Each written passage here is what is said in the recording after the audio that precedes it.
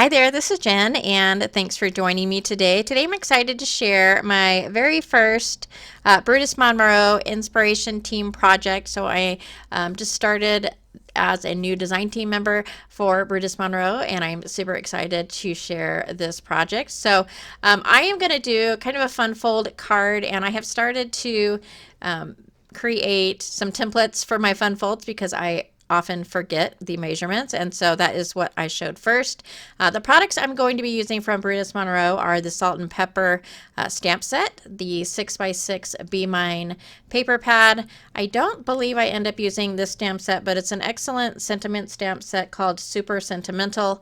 I will also be using the Brutus Monroe Not Your Mama's Cardstock, which is 130 pounds. And so I'm going to go ahead and go through this pattern paper and pick out some designs that I will be using both on the outside and on the inside of the card. And so we'll be making 3 cards today, but one of them I'll only be making the first one on camera, and the other 2 are very similar with some minor changes to the card design. And so I've gone ahead for now and picked out these 2 sheets of pattern paper.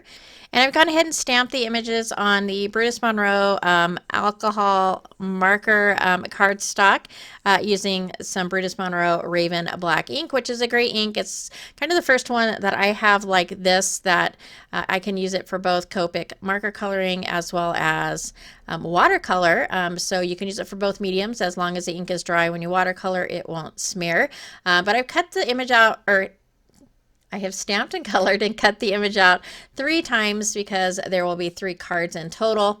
And then to move on to assembling the card, I'm taking an 8.5 by 11 piece of that Brutus Monroe cardstock, the 130 pound, and I am cutting that 3 1/4 to 11. So this is going to be a top fold card that is 3 1/4 inch wide, and so we're going to go ahead and score that at 5.5 inches.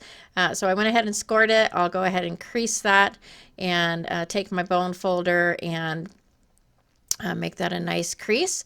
And then for the insert or the focal point of this, I am taking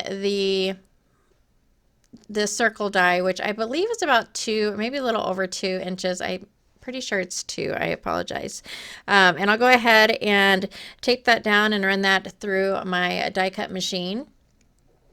And then we will move on to assembling the inside portion of the card. And since I'm using directional paper, I want to make sure it's in the right direction when I cut it. So this is a 6x6 piece of paper that I am cutting down to 6 and 5 1/4. And when I cut out that strip, I want to make sure that my pattern is in the right direction so that when I turn it upright, the pattern isn't upside down.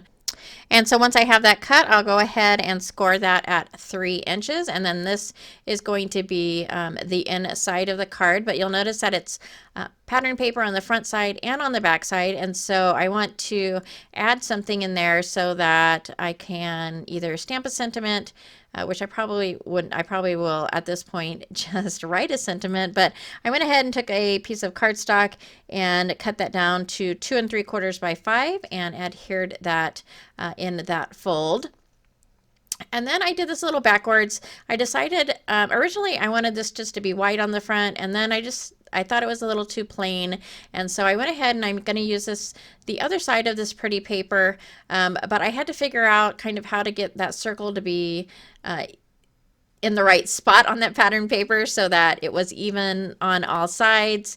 And so I'm going to go ahead and kind of slip the pattern paper underneath the circle that's already cut out, and then insert the die underneath, or kind of in between the pattern paper. I'm sure there's an easier way to figure this out, but I am horrible at measurements, and so this was the easiest method for me. Kind of slip that under the circle, kind of in the same place as the card base, and then I'll run that through my die cut machine and add some adhesive and then adhere that to the card base. And then I'll take that pretty little heart strip and add that to the top. And then we'll go ahead and grab the basically the insert for the card, and that's going to be adhered on the inside. So I'm going to grab my tape adhesive and add that adhesive, and then this will be adhered to the inside. So it creates a really cute background for that pattern paper to kind of peek through to the front of the card through that circle. And the design is really simple and really easy. And these are, I think, cute little smaller size cards that can be given out as Valentines or to coworkers, and you can really decorate these however you'd like. So for the image, I'm going to go ahead and take some foam and pop that image up. And then for this, I didn't add a sentiment on the outside, but I'm going to go ahead and grab one of the leftover pieces of pattern paper and add that to the bottom of this card.